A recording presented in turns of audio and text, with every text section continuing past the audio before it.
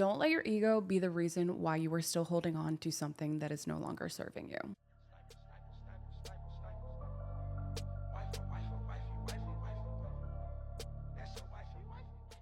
Welcome back to another episode of Way Too Wifey. I'm your host, respectfully Gabby, and in this podcast, we talk all things dating and relationships in this modern day.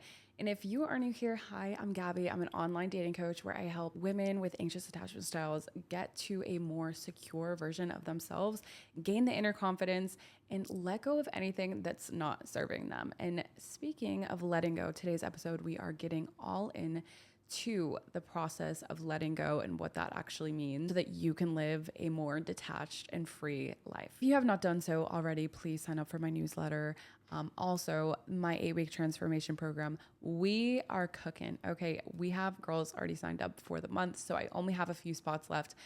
I need a few more girls. So this is your sign. If you've ever thought about it, go on the link in my bio, apply for my 8-week transformation program that you can become and step into the best version of yourself so you can stop the self-sabotaging. You can set boundaries easily without breaking them. Be the lover girl that you are, but just a detached lover girl. If that sounds like something that you can benefit from, again, hit the link in my bio. That's pretty much it. Honestly, let's just hop into it. I just got back to Dubai a couple days ago. Honestly, just wanted to hop back into it because I have so much to catch up on with you guys. There's so many things that have been happening. We have the planets in retrograde. A lot of things have been stirred up, a lot of things from my past. And I really feel like this is the time where I'm closing a lot of chapters. It felt really good, but also I'm just exhausted and I feel like everything is just like slowly slipping away. So this episode, I wanted to talk more about letting go. I'll share my experiences that I've dealt with in the past couple of weeks that I've been home. And I also want to talk about how you can start to let go and surrender and trust the process, because why is letting go sometimes the hardest thing that you can do, but it's also the most necessary thing? Because if you don't let go, sometimes we hold on to things way too long and it gets us into places that we don't even want to be in. Eventually, life will wake you up. It will shake something. It will force you to let go of the things, even if that means the other person or that other thing lets you go before you have the decision to let go yourself. With all that being said, let's talk about my time back home in Miami. So I went back home. I saw my family. I also wanted to talk a little bit about just being a wedding guest without a +1 and being at a wedding with all couples and you're like almost literally the only single one there. Let's talk about that for a second, because I think this trip really solidified what I actually want in my life. I, in Dubai, have so many friends that are in relationships, but they also make friendship a priority in their life.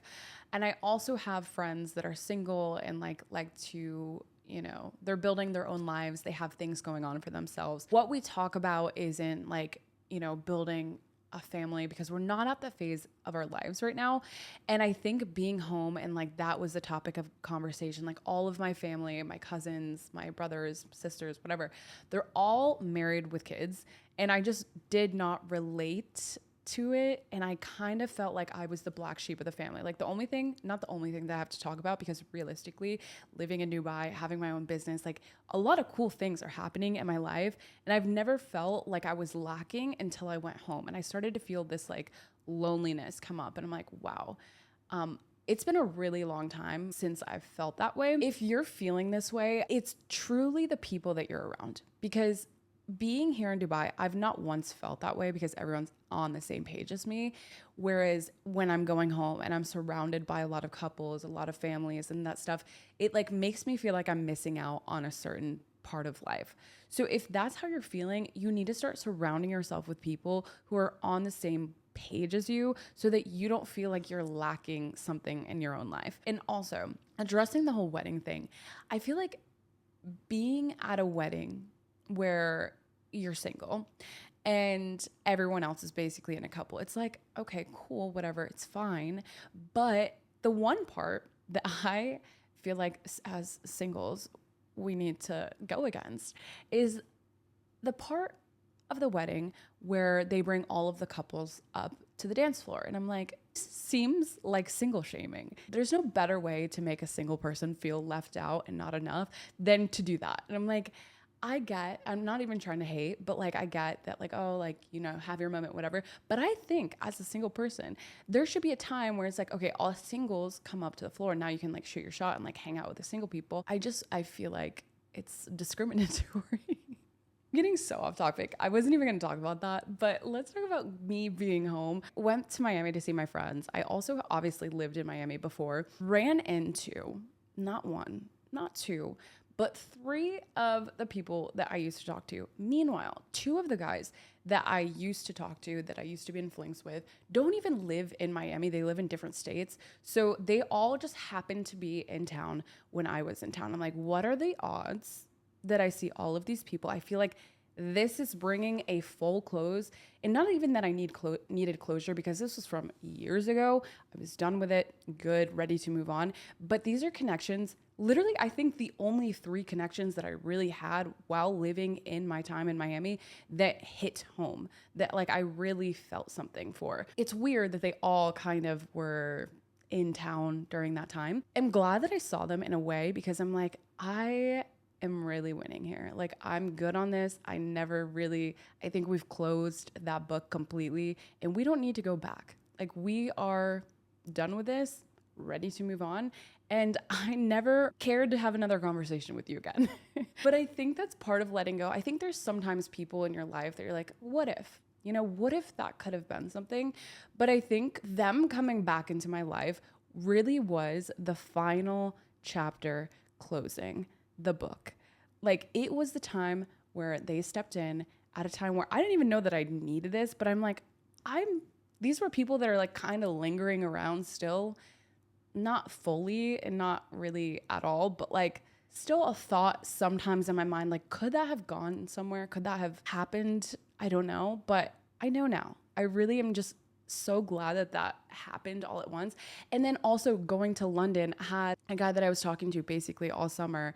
We were supposed to catch up, and then he ghosted me when I got there. I honestly am glad that it happened though, because I kind of didn't really want to see him all that much. And I'm like, I feel like I got the closure that I needed going back and seeing these people or not seeing these people. Like, that was really not necessarily what I wanted, but really I think at the end of the day what I needed, because I feel like I can move forward without any like shackles of like past energies kind of clinging around, or like that little DM here and there where they're like flirting or spitting game, or like, you know, here and there where it's sprinkled in, but it's not heavy, it's not present in your life. But I feel like this was like, listen, I wish you well, I wish you the best, but we respectfully can move on with our lives. If you are experiencing that, please let me know if I'm not the only one. But one specific situation, and I talked about this on my last podcast with the guest that I had on, Alessia, where I was talking to a 23-year-old, which is insane. I mean, that's like significantly younger.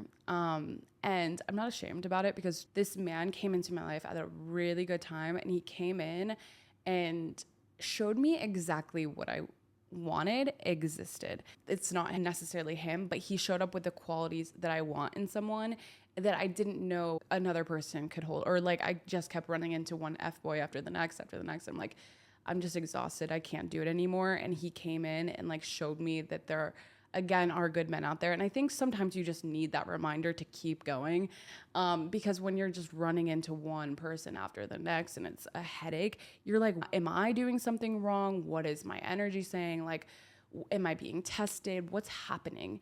And I feel like he really just showed me that there are good people out there, but also it was really nice because at the end of the day, I wasn't attached to this person or the outcome or where this was going to go, because deep down I kind of was like, he's 23. He's still building himself. He's still figuring it out. He's learning a lot. I doubt that he's going to be in the place in the next couple of years that I need him to be in, we're just on different timelines. And I think you have to be real.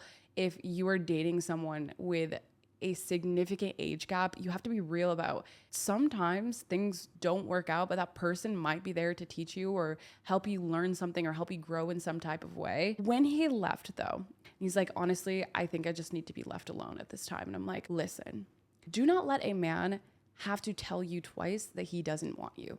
If he wants some space if he wants to take a step back, if he blatantly says, hey, I am actually not interested, I don't want this anymore, let him go. The only way things will ever work in your favor is to let it be.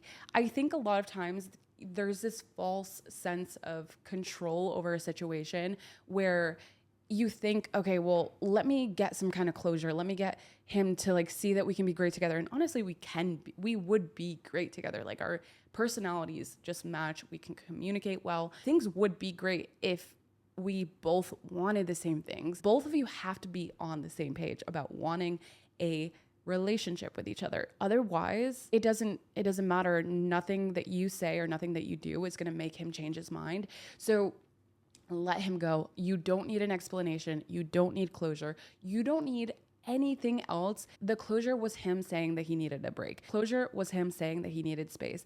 And honestly, if I were to ask him for additional closure of like, hey, listen, why is that? Or why are you feeling this way? Why do you need to take a step back? Is it something that I did wrong? Like going off about all of these things, like trying to get some kind of like conclusion out of this. I don't even think he was prepared to give me that answer regardless. So it's like, in a way, the answer that he probably would have given if he even gave an answer probably wasn't the answer that I was looking for, or even the answer that is accurate. Sometimes as an avoidant, if you're talking to an avoidant person, they don't even know what's going on internally. They need a second to process their own emotions. And the more that you press them for closure, the more that you press them for some kind of explanation of what just happened, the more they shut down. The old me, you would have been like, no, I need closure. I need you to tell me what's going on. I need this to work out. I need something from you so that I can feel better. But realistically, the closure enough was him saying that he needed space. And that was that. Just saying, okay, wish you the best. That's it. You can leave on a high note. You can take control over the situation and let it be in your hands, being like, okay, if you want to walk away, that's great. That's fine. I wish you the best. That is the classiest, that is the most in control response that you can have. And if there's anything else, if it's a reaction, if it's an emotional breakdown, if it's this whiny and needy energy, that person's gonna lose respect for you, I think, in a sense, but then also probably shut down themselves emotionally and also just view you differently. When both of you part ways, let them have a view of you that, wow, okay, actually this girl has high standards. She knows what her worth is. Her just being like, okay, is like, wow, different.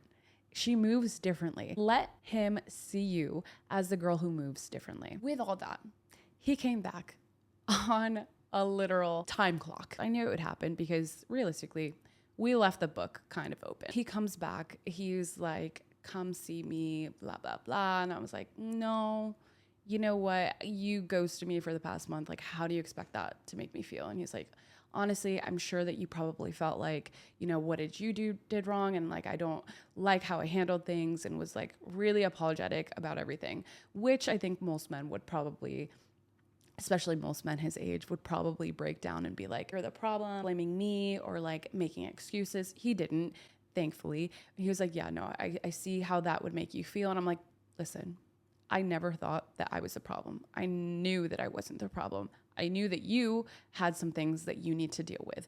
And I think you have to understand that men have to have these three things in order to take a relationship seriously. And if he doesn't have these three things, he's probably in the phase of his life that you should leave him alone. That man has to know who he is as a man and be comfortable with who he is. He has to have a vision and mission for himself.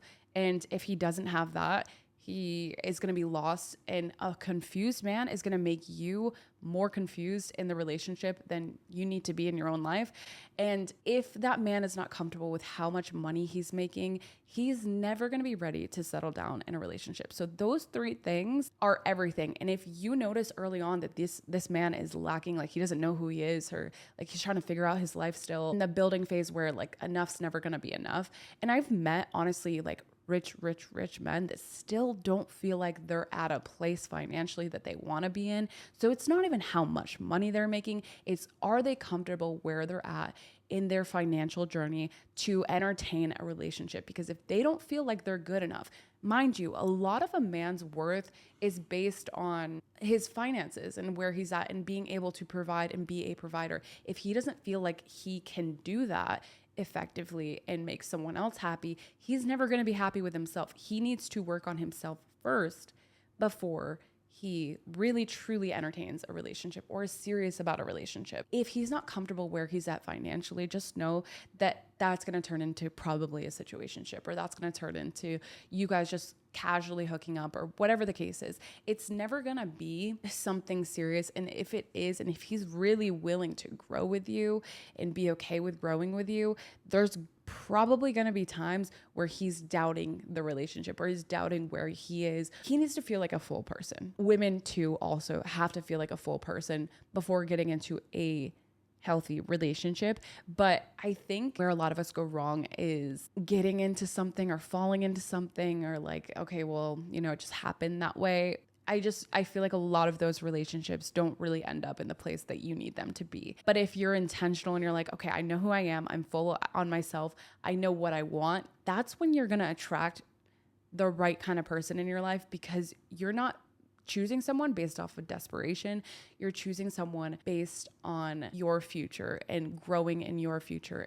But anyway, he came back and I knew it was going to happen. I knew he was going to come back. And he's like, yeah, I just feel like we have like unfinished business, blah, blah, blah, the usual stuff as they do. And I'm just like, I don't even really feel like it was that I needed closure, because I feel like I really did get my closure, but it was nice, like having a conversation and like just letting it be that. And not that I necessarily needed it again, but I think now I'm able to move forward without this like, oh my God, is he going to come back? Or like that just questioning in the back of my mind. Because realistically, like he left, I moved on, life happened, and like I've talked to other people since. It was what it was. Like, but him coming back was really nice for closure. But again, you don't need that person to come back in order to get your closure and let go. And I think when you let go, you're really just releasing the attachment to whatever this is or whatever this was. You're letting go of what you thought potentially could happen or what should happen. It doesn't necessarily mean that you're giving up, because I think a lot of times our ego gets in the way and like, okay, well, if I let go of this, if I, walk away from this, is that me just like throwing in the towel way too soon? You're supposed to put in work in relationships, but realistically, and again, back to the false illusion of control, you have more control when you are willing to walk away from something, as opposed to trying to control the other person and trying to control how they respond, how they react, or how they show up for you. You are in control when you allow someone to have control over themselves and you control how you respond to that. And then surrendering is really